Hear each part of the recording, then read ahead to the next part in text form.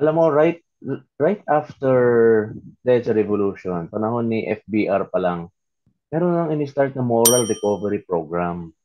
And all through these years, ang dami ng versions niyan, ang daming variations niya. It's about, moral recovery, instilling discipline.